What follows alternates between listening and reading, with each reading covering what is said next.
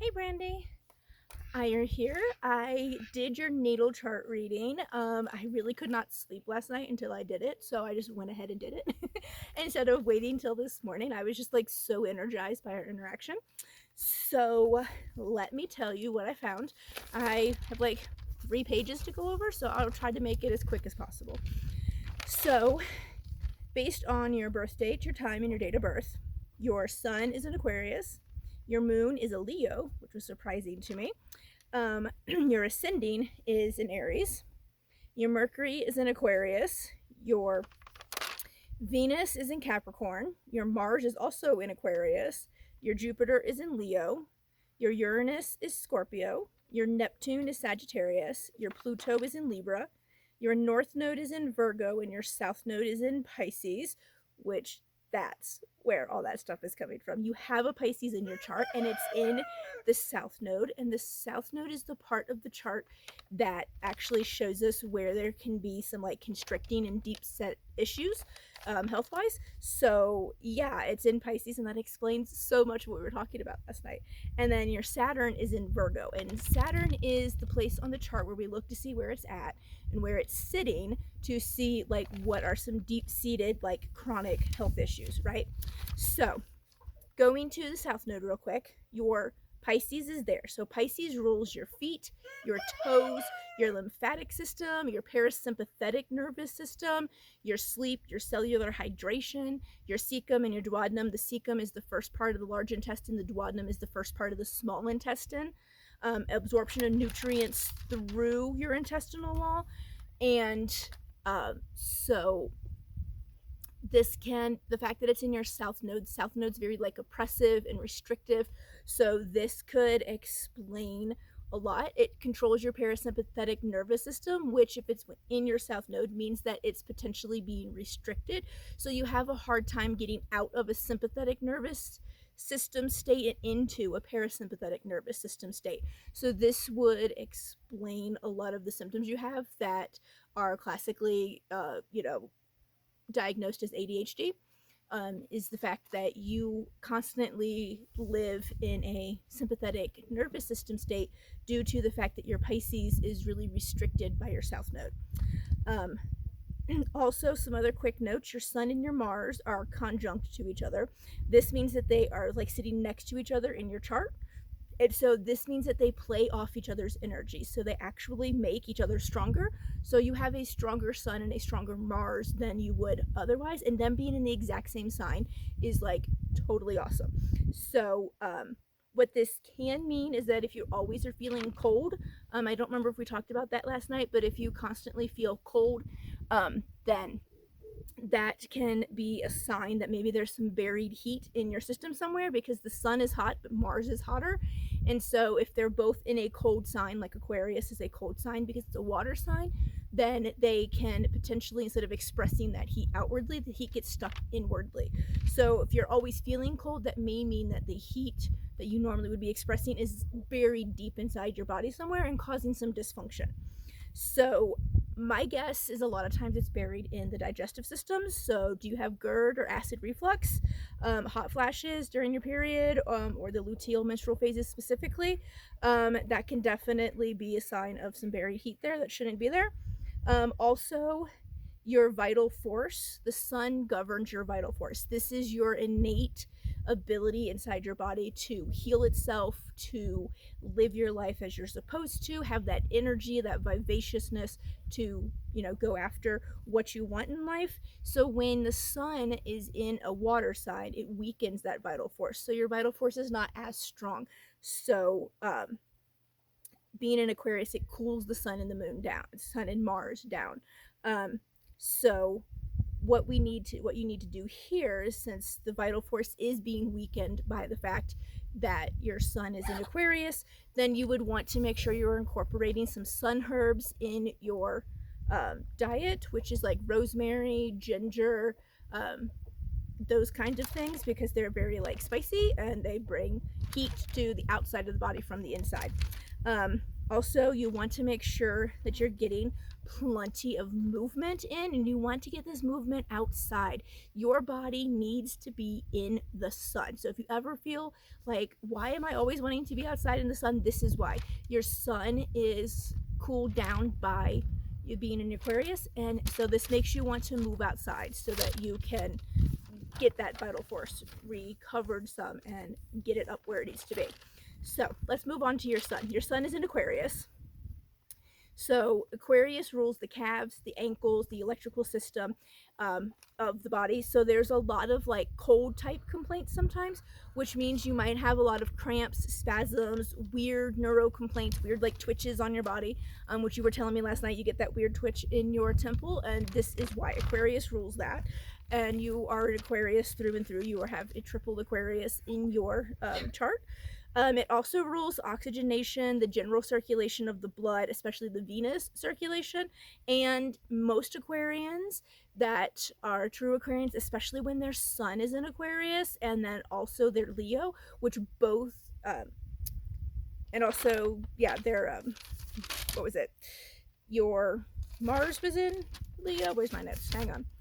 Your moon is in Leo, then this means that your blood pressure could potentially be very low. And you were telling me that your blood pressure is always low. So this is why, where you were born in the natal chart that you have, where the planets were at the time, actually affects blood pressure. So you have lower blood pressure because of that. It also affects the lymphatic system of the brain. And so this means that you might feel like you have a lot of brain fog in your life. And this is because the lymphatic system in your brain tends to get clogged up easily with your sun in Aquarius. So again, those sun herbs, rosemary, ginger, hawthorn, are really good to incorporate because they help kind of, move that circulation and get that out of there. So another thing that can happen with your sun in Aquarius is that your heart muscle can be weak, your extremities can run cold, you can complain of dizziness and fatigue, you will exhibit anemia often, which you were telling me you've been anemic like your whole life. That is such an Aquarius thing, especially when your sun is in Aquarius and then it's in a cold sign like that. So depression is common as well, mainly because of the lymphatic system getting clogged. Things don't move through your brain like they should, so you're not getting adequate levels of serotonin and dopamine to your brain. So you need to find ways to boost your serotonin and dopamine so that you get more to the brain that you need. You're also going to crave salt, which you told me you did. So this explains it because you're an Aquarius, because salt conducts electricity. And since you have an Aquarius rules the electrical system, you're going to want that salt to make sure that everything is working how it should. So some notes here on this is you're going to want to strengthen your heart muscle. So making sure that you're getting joyful movement daily, make sure you're getting outside in the sun, walk in the mornings, walk in the evenings. You don't need to go anything crazy. You don't need to be running out to the gym and lifting weights for an hour a day or it's not going to work. You need the sun and you need to be moving. So combine those two and it's perfect. Some hawthorn can really work here too because it strengthens the heart. You want to reduce the lymph issues. So this means, and I'm going to tell you this, and you can tell your husband I said it, I am prescribing monthly massages for you. Go get a massage once a month. And don't skimp on it. Don't skip it. You need it. You, as an Aquarian, just automatically have some lymph issues, and you're going to want to get those toxins out of your body. So go get a massage. You could also start putting some oats in your tea daily and drinking that with the hawthorn, and that helps. It's partly a diuretic, it's also a nutritive. So since you can have issues absorbing nutrition, you want to make sure you have really top-notch nutrition so that you are getting as much as you possibly can so you have a greater chance of absorbing it. So you want to make sure that you're drinking some oats. You can also eat oats, like eat oatmeal and stuff. That helps us too as well. Also, outside of the massage, you might want to try some craniosacral therapy. This is something that a chiropractor a lot of times does, where they manipulate your neck and certain parts of like your head, your ears, your jaw, and actually realign things to help the lymph drain better in your head. So definitely something worth checking out. You live in probably a bigger city than I do, so the chances of you having someone who does that is probably higher. So definitely look for that. To help out with the anemia, yellow dock is something that you can add. I caution use on this because too much will cause diarrhea. but it contains a ton of iron, so it's really good for you. And you want to increase the iron in your diet as well. So make sure you're eating plenty of foods that are rich in iron, and make sure that you're taking them when you eat them with some vitamin C. So compare them with like an orange at the same time, because vitamin C helps you absorb iron. If you have low vitamin C, you won't be able to absorb your iron properly. Also, you need to make sure that your vitamins A, D, E, magnesium, and iodine are really top notch. So make sure that your diet is high in all of those, because those are the ones that you have the hardest time absorbing as an Aquarius. Also, you can be very sensitive to EMF, the electrical magnetic fields. So, to make sure that you're not disrupting your sleep or anything else, you want to make sure that you're staying off the computer and your cell phone as much as possible. Decrease your TV watching, especially late at night before you're going to bed. Turn all of these off and just stay in like a nice calm state with red lights on in the house, and read a book or do a craft or whatever calms your system down, instead of staying up on your cell phone or a computer really late at night, or a TV. And make sure you keep your cell out of your bedroom or far away from you in your bedroom if you keep it in there. All right. And you're going to want to get plenty of fresh air and sunshine. So, your moon is in Leo. So, Leo rules the heart, the spinal sheath, the gallbladder, the heart muscles. Emotions of love and anger can really strongly affect your physical heart when you have a moon in Leo. So, you have to be very cautious in how you're expressing those feelings of anger and not internalizing them, because people with their moon in Leo actually have proven to have like heart attacks or even died of a broken heart after a loved one has passed away. So that's something you just want to keep in mind. And also rules the gallbladder. So it's possible, if you have any gallbladder issues, that this is what might be affecting that. So you just want to be aware of any fluid or rhythmic heart changes. So if you feel like your heart's beating funny, or it's racing, or it's doing something that you're not supposed to, it might be time to go see a doctor and just get it checked out.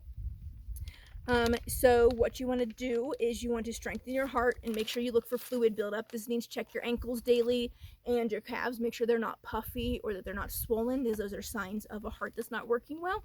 So you want to, again, joyful movement daily to get that lymph moving and the fluid moving. And because Aquarius rules the circulatory, especially the venous, which has a hard time returning, right?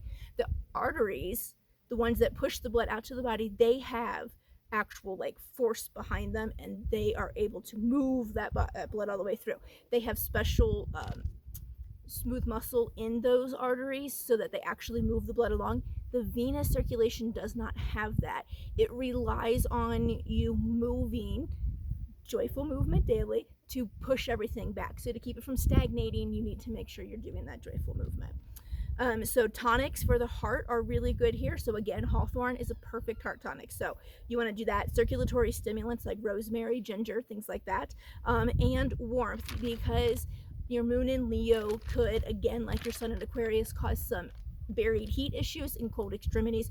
So you want to bring warming things too. So lots of cinnamon, cayenne pepper, hot spicy spices, peppers, things like that in your diet. It does seem to me, just from our brief talking, that your moon does appear to be a little bit in excess, meaning you have almost a little bit too much moon, if that makes sense. You might have been born under a full moon, which could explain that. So this can lead to sensitivity of all things. Food sensitivity, random breaking out from things, how you were talking about scents are really, like you're just really sensitive to the sense. This is probably why your moon appears to be a little excessive in your natal chart. So it can also cause excessive bleeding during your menses, really painful crampy periods, excuse me, and swollen painful breast, especially when a full moon comes, which you are telling me your breasts were really swollen and painful a couple of days before this full moon just showed up. And that's why your body is very sensitive, because you have almost too much moon in your chart. So for this, you're going to want to make sure that you're doing diuretics, so like nettles, oats. These help move that stuff out and get rid of that excess bleeding. Uterine tonics, which are like red raspberry leaf, wild yam. These are things that help build up your uterus to make it more work better. So it works more how it should, and it keeps them from bleeding so much. Nervines, which are things that help calm your nervous system, since you have trouble moving from a sympathetic to parasympathetic state with your sun and your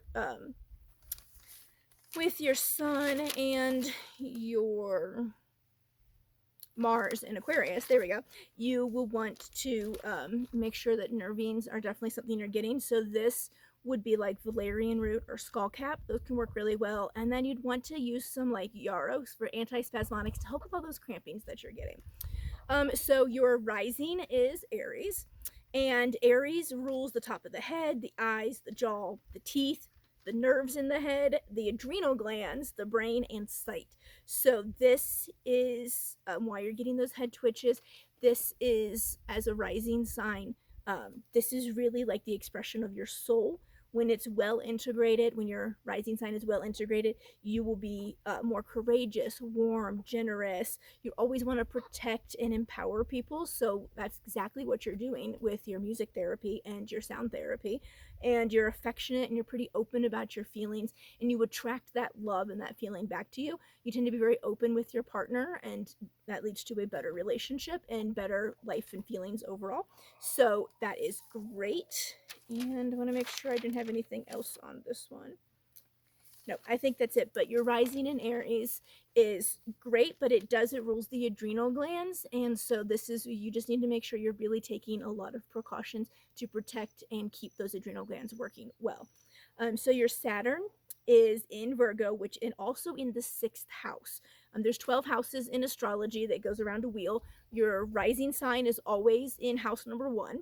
So that's your Aries, is house number 1. And then house number 6 is your house of health.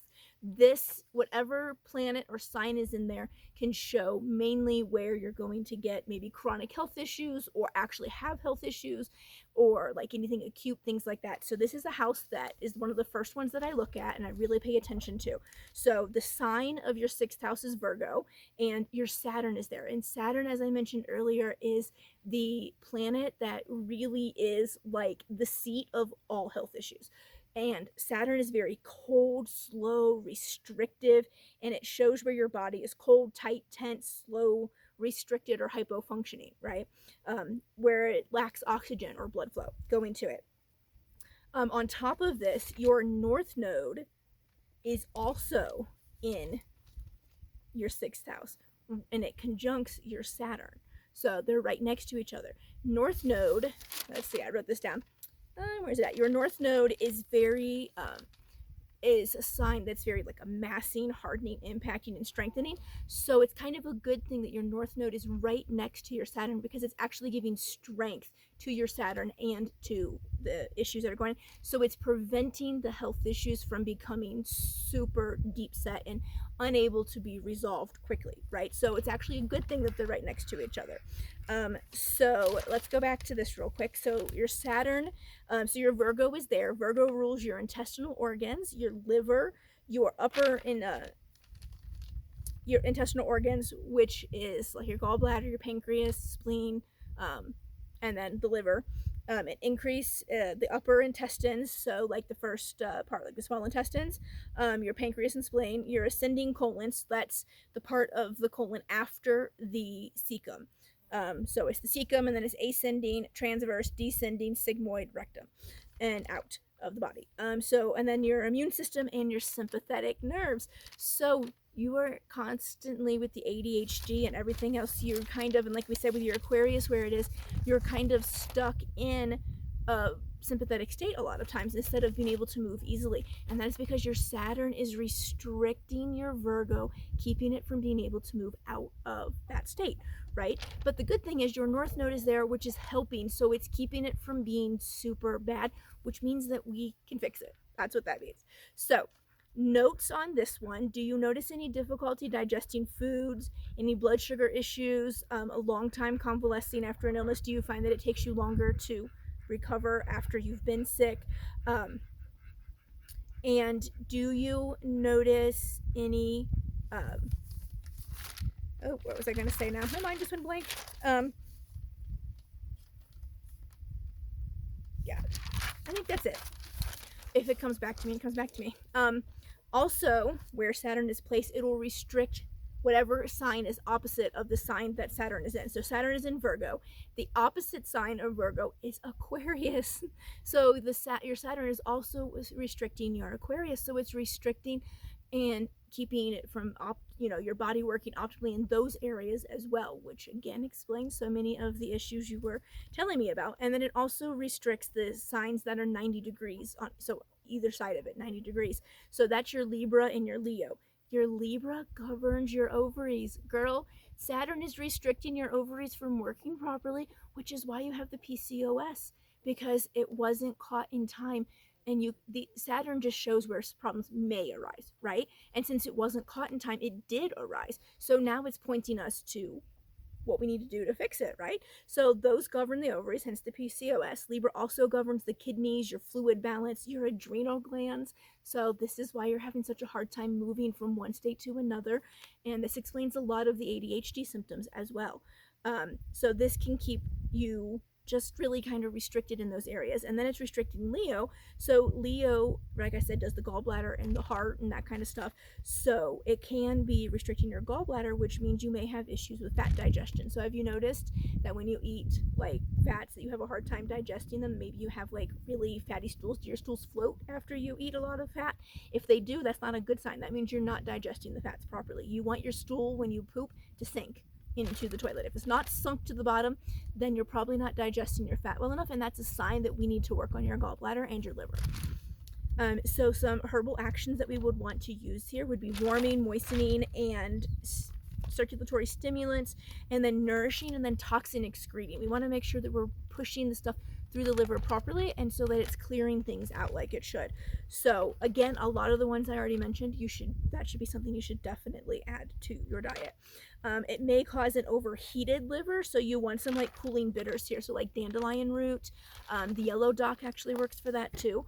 So that's great. And you want to make sure that you're getting plenty of oxygen.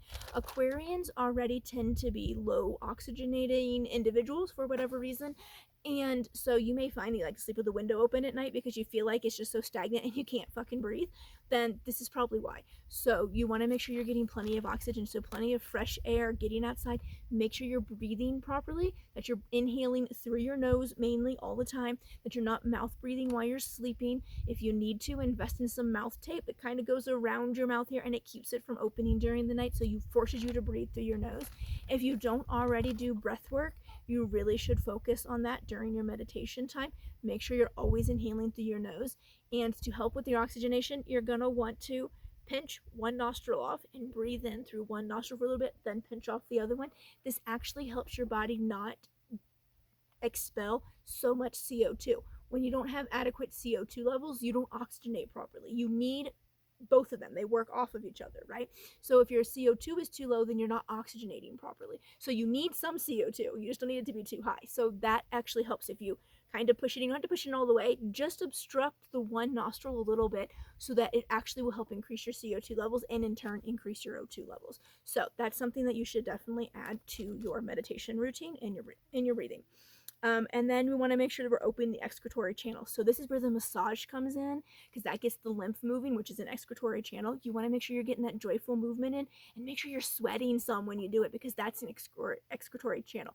And you want to make sure your digestion is good and that you're having a bowel movement every day, because that's another excretory channel. So if you're not doing those and you're not peeing enough, or it's very, very dark when you do pee, then your excretory channels are not working properly and you're amassing toxins and it's leading to disease. So these are things that you can easily add in, pretty quickly.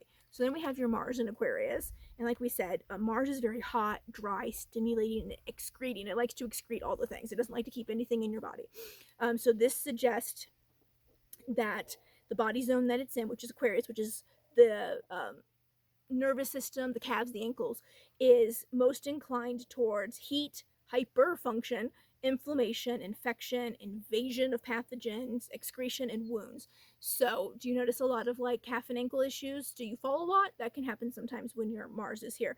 And it also suggests an exaggerated allergic defense, which we were talking about last night. You're sensitive to everything. That's why your Mars being in Aquarius is exaggerating your body's allergic defense mechanism. So it can also stimulate in this sign, right? So this can cause an increase in spasms, calf or ankle pain, cramping in your body, weird head twitches like you were talking about. So what we want to do here is use some nice cooling, astringent, expectorant, demulcents, which are very moisturizing to the body because Mars is very, very drying. And a lot of the issues you're having could be because your nervous system is dry. You have a thing called a myelin sheath around your nervous system, and this helps like coat and protect your nerves from like misfiring, right? Like think of like an electrical cord when the wrapping the around it starts fraying, and then you can actually feel sometimes if you touch that open area like the zap of the energy and it doesn't work properly. That's what's happening with your nervous system. The myelin sheath is not moist enough. So you need to make sure you're getting plenty of healthy fats in your diet.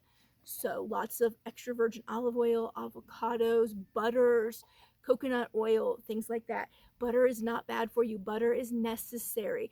Get the best butter you can afford, organic or grass fed. Get the grass fed, it's actually better for you. So the Kerrygold, I don't know if you have that where you are, it's in most grocery stores, but get that, start eating that. That is so much better for you. Make sure you're cooking in lard instead of like vegetable oil, because vegetable oil is not good for you. It's the exact opposite of what you want. Toss canola oil, vegetable oil, get all that crap out of there.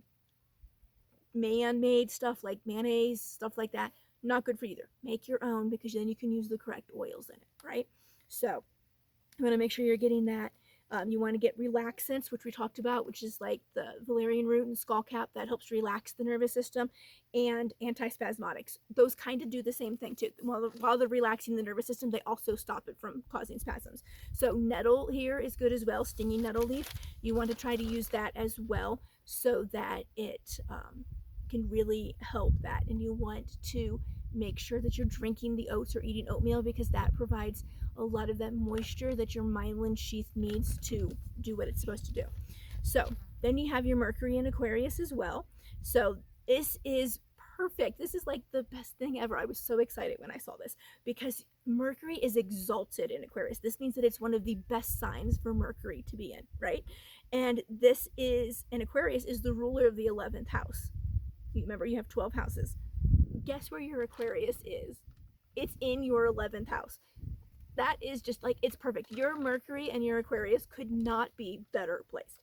So this is means that your Mercury, which is your method of communication, right? Mercury was the messenger to the gods. He carried messages between all the worlds. He was the only god, the only deity that could move between all of the worlds and bring messages. So Mercury is really responsible for all the communication in your body and the communication on the outside of your body to like other people, right? So this means that you are really good at communicating to other people, and your body is really good at communicating inside of itself as well. So Mercury is the ruler of speech and messages, and it sends messages throughout the body. It's the ruler of the lungs, because think about it, they communicate with the outside world, right? You inhale the outside world, and then you exhale the internal, so it helps you communicate there.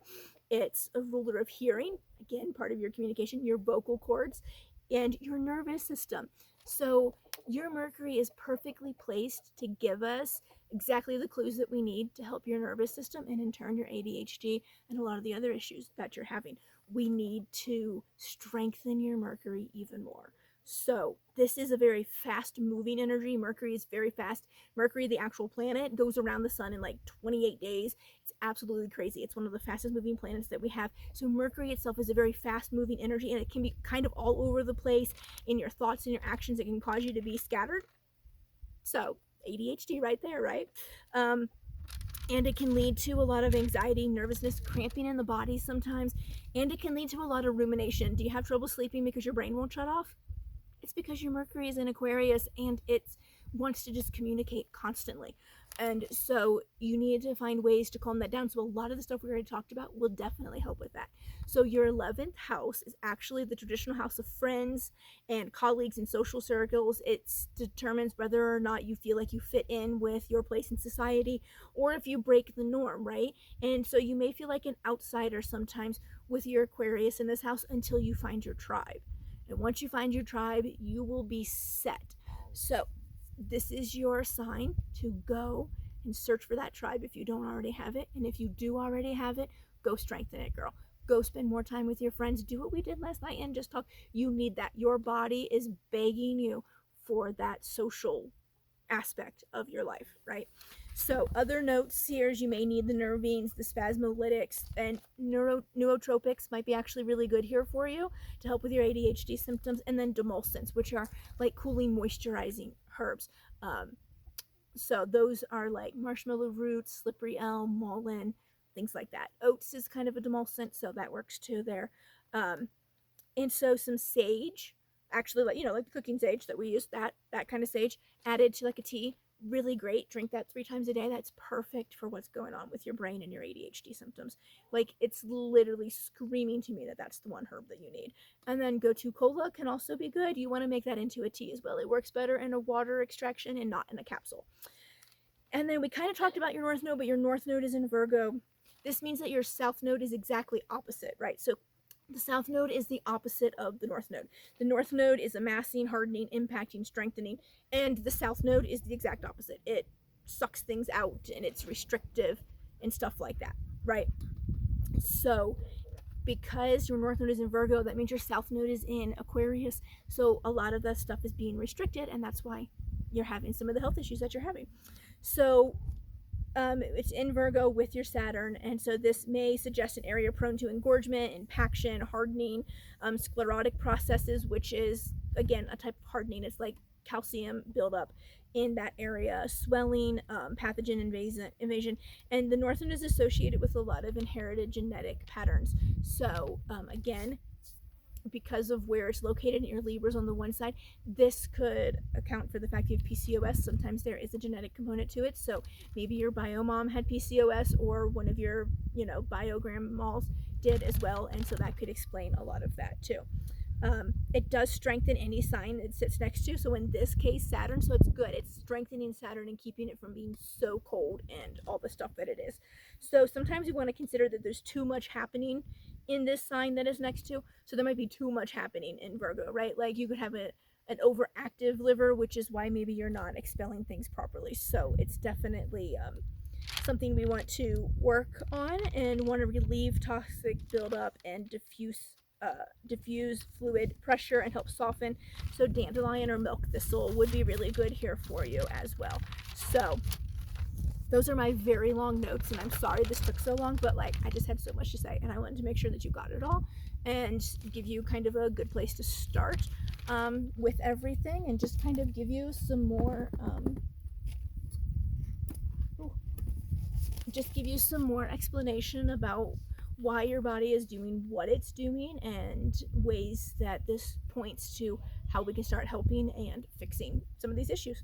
So that's everything. If you have any questions, feel free to hit me up and ask, because I know this was a lot. I'm sending it in video form so you can replay it all the time you want and help yourself out. All right, so I will talk to you later. Bye.